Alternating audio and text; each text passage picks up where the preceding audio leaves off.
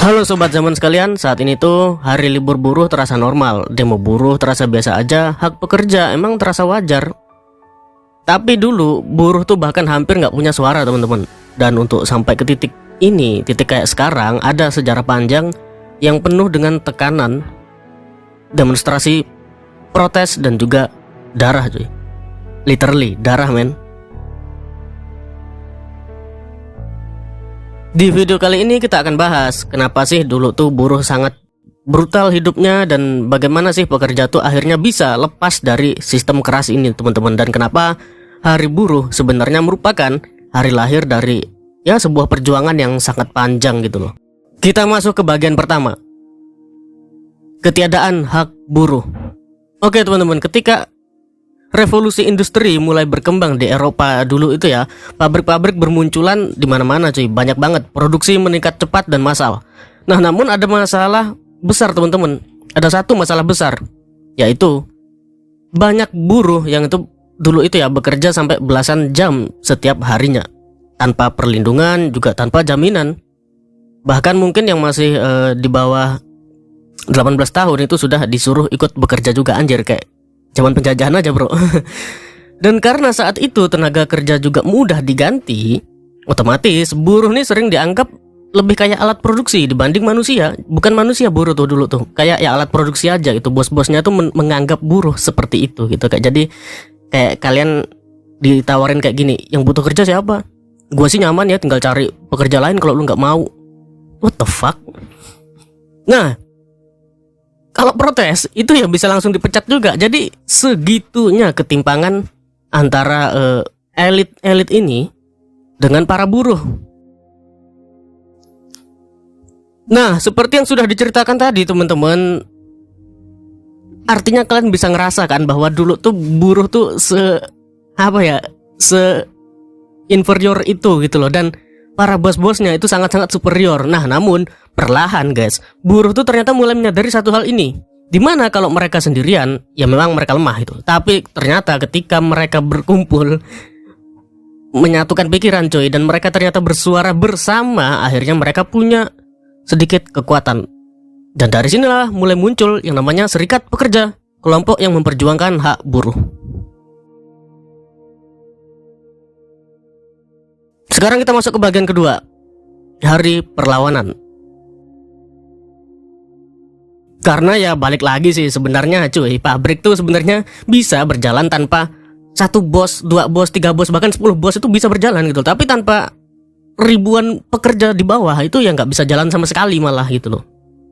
Dan itu mulai mengubah keseimbangan kekuasaan. Jadi balancingnya jadi kacau nih setelah itu.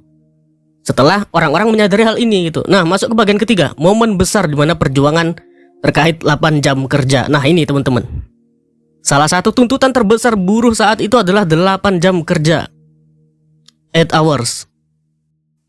Nah, kenapa kok menuntutnya seperti ini? Ya memang karena dulu jam kerja itu bisa ngaco banget cuy, kayak hampir seharian gitu. Dan pada tahun 1889 Dan pada tahun 1886 ribuan buruh di AS, Amerika Serikat atau US, United States itu melakukan aksi besar-besaran.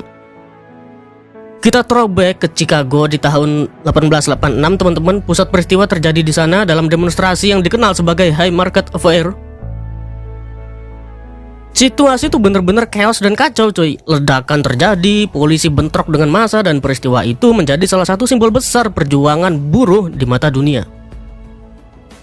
Namun agak ironis karena banyak pekerja sekarang tuh merasa hal ini tuh sesuatu yang normal, kayak ya udahlah gitu, kayak ini hak buruh gitu. Padahal kalau mereka tahu perjuangan zaman dulu tuh segitunya gitu, lahir dari perjuangan berdarah coy. Bagian keempat, tanggal 1 Mei. Nah teman-teman, mungkin memang banyak yang nanya kenapa sih dijadikan tanggal 1 Mei sebagai hari buruh itu karena memang teman-teman peristiwa perjuangan buruh yang tadi itu akibat perjuangan buruh yang tadi gue ceritakan, 1 Mei akhirnya diperingati di banyak negara, bahkan internasional sebenarnya sekarang, sebagai hari buruh secara global gitu. Jadi seluruh dunia nih merayakan hari buruh di tanggal 1 Mei kemarin tepatnya. Dan sejak saat itu Dan sejak saat itu, hak-hak pekerja perlahan mulai ditingkatkan, mulai berkembang nih. Jam kerja lebih manusiawi, keselamatan kerja dipertimbangkan, libur dipertimbangkan, upah dipertimbangkan, bahkan juga jaminan perlindungan dan segala macamnya lah. Intinya dipertimbangkan hak buruh tadi. Nah, hal-hal yang sekarang terasa biasa buat diri kita ya saat ini, kayak kita kan biasa ngeliat kayak ya udah buruh demo biasa, buruh ini biasa, buruh hari libur biasa.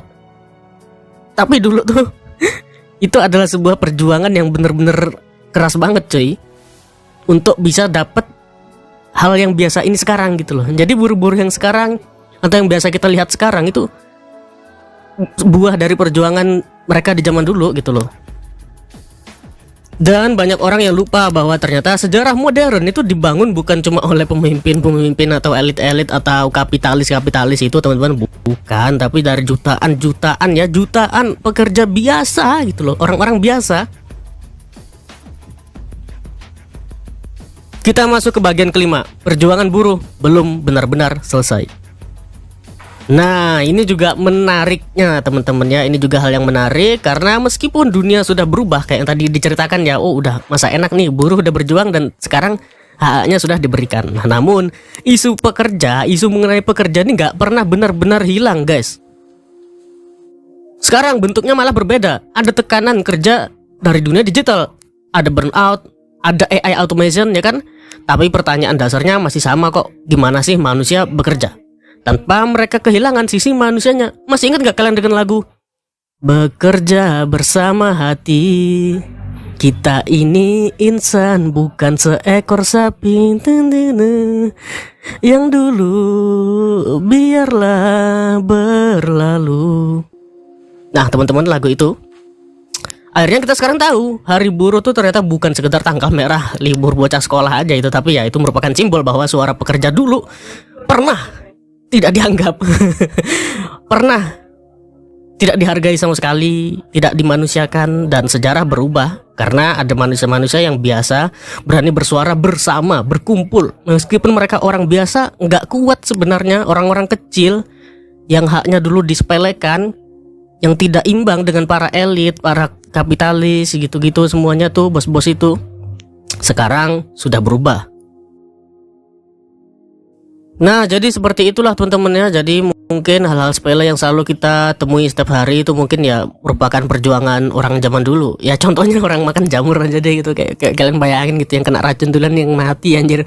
Kita yang masih bisa makan yang selamat gitu. Ya udah sih, mungkin segitu dulu aja teman-teman dari saya ya, admin dari Rahasia Zaman. Kalau kalian suka video ini jangan lupa dibantu like, comment, dan subscribe-nya, kasih hype juga silahkan debat atau tanya-tanya di kolom komentar.